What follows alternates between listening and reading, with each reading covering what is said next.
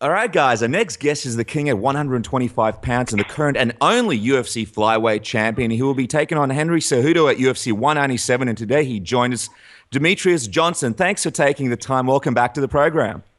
Absolutely. Thanks for having me. I appreciate it. It's always a pleasure. We know you're super busy, man. Obviously, you got this big fight coming up at UFC 197. Not only that, you've pretty much got a side job with this whole Twitch thing. Twitch is blowing up. And, in the past, we've missed a lot of important life events due to video games. Just checking. You're still training, right? Oh, yeah, absolutely. Still training. Got one more week left, and then I got the fight week, which is media, and getting the weight down, and I'm good to go. Yeah, it's so much going on. We have to ask you, though, what are you playing these days? What are you playing going into UFC 197? I'm playing Division on PS4, also waiting for Dark Souls 3 to drop, which is this Tuesday, April 12th.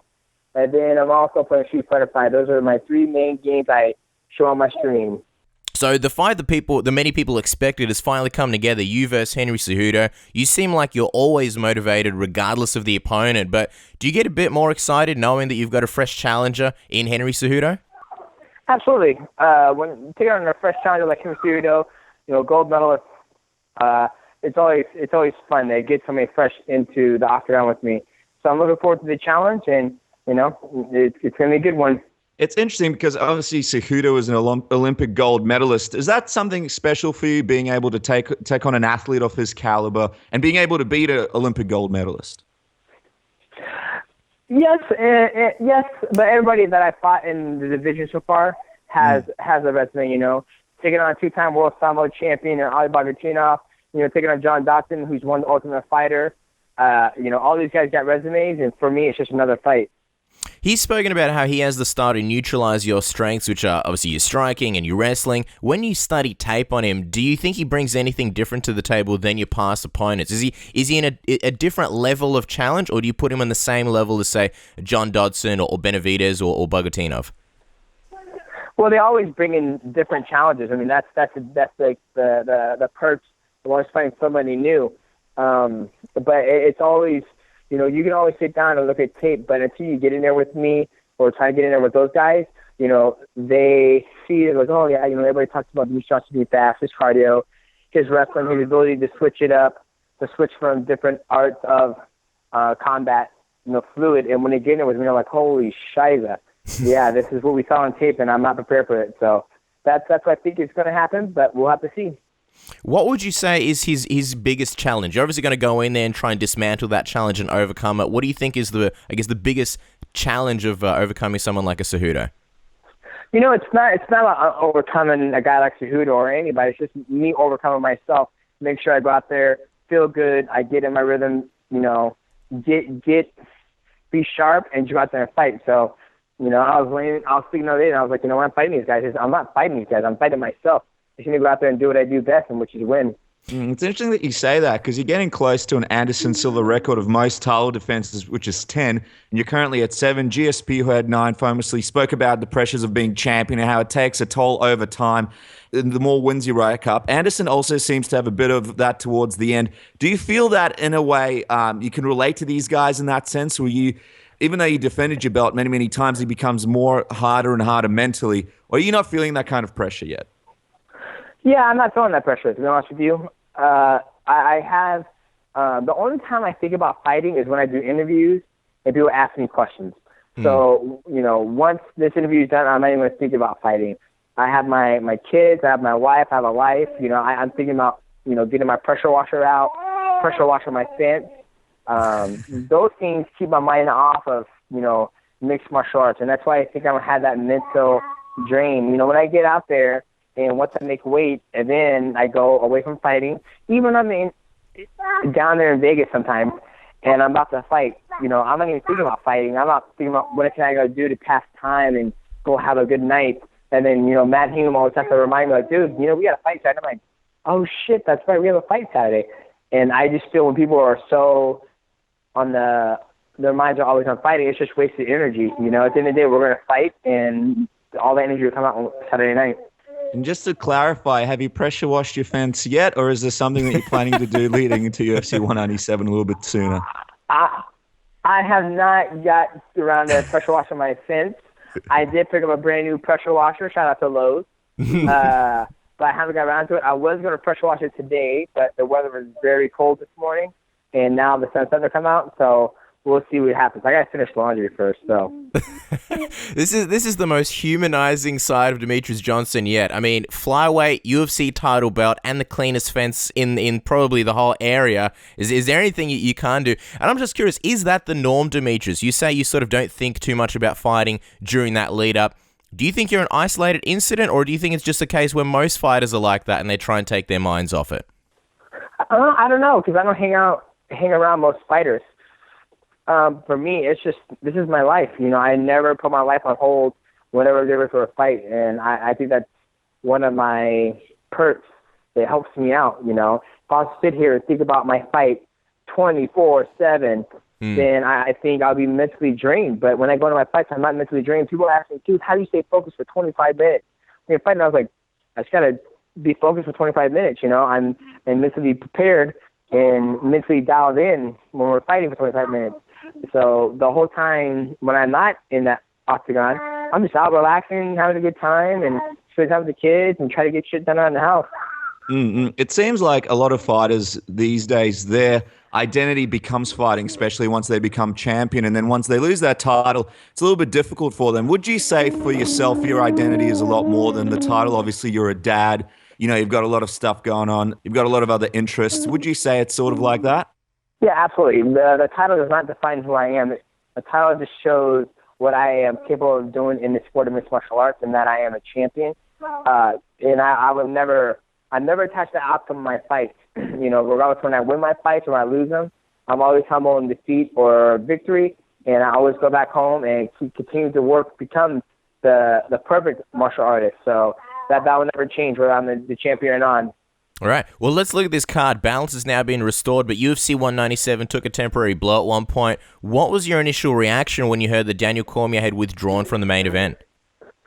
It sucks, but it's part of the game. You know, Daniel Cormier, he's getting older. He's like 36 now, 36, 37. So he's got to train the way they train. You know, it's not just Daniel Cormier, but there's a lot of guys out there who get injured. The guys got to think about, you know, the way they train and just be focused and be smart about things. Give your body, the nutrition it needs, so your muscles have a lot of water in them, so you're not pulling or tearing anything. But it's part of the game. You know, the card will go on without Daniel Cormier. We got OSP stepping up, so shout out to him, and it's gonna be a great card. I'm just curious. At any point did you think that you may be headlining that card, and is that a plus or a minus? Is there more pressure that comes with that for you? Are you happy to be in the co-main event spot more than the main event spot?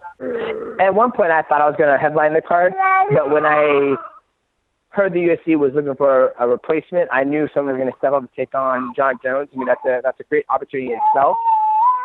For me, I'm content with being the main event and also being the co-main event, especially behind Jon Jones. This isn't the first time I've had to co-main behind him, and it's not the first time I almost took his step in for him because he had a little legal trouble as well. Mm-hmm. And I'm just curious, what do you think about Jon Jones accepting the fight against OSP? And considering that in the past he's been reluctant to take fights on short notice, obviously the most famous one being UFC 151, and I'm not placing blame here, but did it surprise you that he took the short notice option?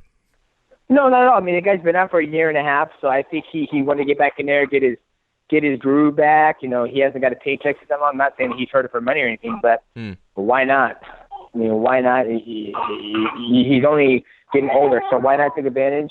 I mean, at the end of the day, it's not about preparing for the person we fight. It's about preparing for you to be the best Jon Jones or Demetrious Johnson on April 23rd. So that's why I tell people I am a date type of guy.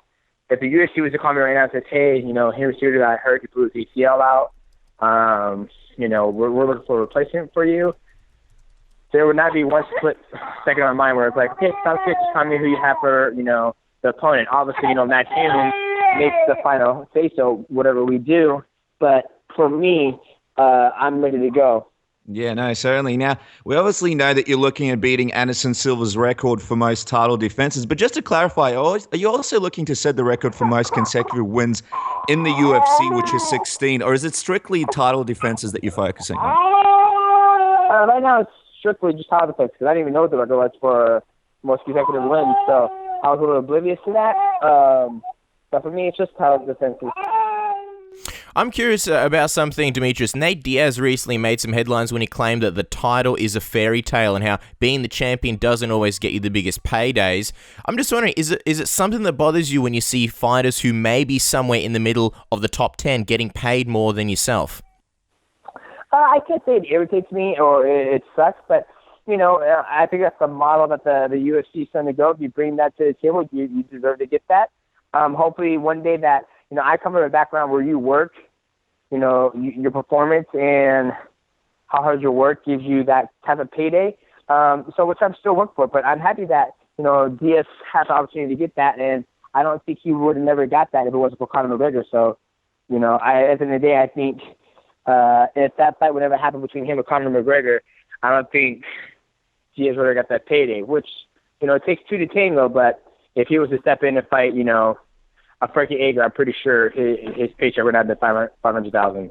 Yeah, certainly. And obviously the big news, Demetrious, that you now know about is the big Ultimate Fighter 24 that's been announced. The winner to face you for a potential for a title shot. It's something that's been pretty crazy. Everybody's been discussing it in the world of MMA. It's a crazy concept because obviously the division has a lot of talent in there, Joseph Benavidez, but there are also guys that you've beaten previously. A lot of people saying this is a good option because it gives you an opportunity to face someone fresh and new.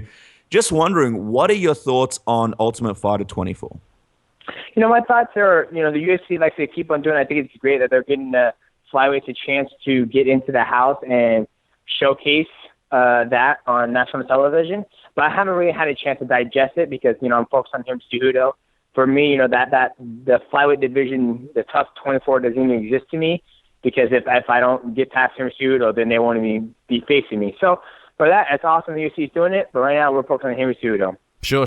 And unlike past shows, the winner of the season will be determined on the show, and then they'll fight for the belt in December at the Tough 24 finale. So your next fight after Henry Cejudo, it's more or less booked. How do you feel knowing that you'll have that kind of break in between fights, I think around about just over 6 months? Are you fine with only having 2 fights this year? I'm fine with having 2 fights this year, but I don't want to wait all the way to December. I told the UFC that I like to stay pretty active. And I like fighting in September. That's kind of like the schedule I've been going on, fighting April and September. So I would like to fight in September. And then, if they want to have me fight in February, get a guy who won Ultimate Fighter December off, and then January, February, fight February, I'm happy with that. But I'd stay active. I don't like to wait on people to be successful in this sport because at the end of the day, my timer and my age is getting up there, and the longer I sit on the shelf, the longer I'm not making money. Completely understandable. Now, I know that all your focus is on Henry Cejudo that you fight in just a couple of weeks, but I'm just wondering, if you were to fight in September, have you thought about any possibilities? Because you beat Henry Cejudo, a lot of people are saying he's pretty much cleaned out the division. Do you think that would be a fight at flyweight, or would you entertain the idea if they say, hey, here's a bunch of money, we may want you to do a bantamweight fight? Would that be a possibility for you? Yeah, anything's possible, especially when money comes into play. But like I said, I'm more focused on bringing that title defense. So if I don't, like I said, I don't care about who I fight. I just like to have a date and then get myself ready for that. Well, let's talk about the big fight. We have to get an official prediction from you as we wrap up this interview. How do you see this fight playing out, and how are you being Henry Cejudo at UFC 197? I never give predictions. Haven't gave predictions since I was an amateur fighter, and I had 26 amateur fights. So never give predictions. I just say give myself a long night. And I'm going to go out there and do my best. Well, you can't blame us for trying, Demetrious. Guys, check out DJ at UFC 197, April 23rd or 24th here in Australia. And follow him on Twitter at Mighty Mouse UFC. Demetrious, we really appreciate the time. Best of luck in your next title defense, UFC 197. Awesome. Thank you, guys. Appreciate it.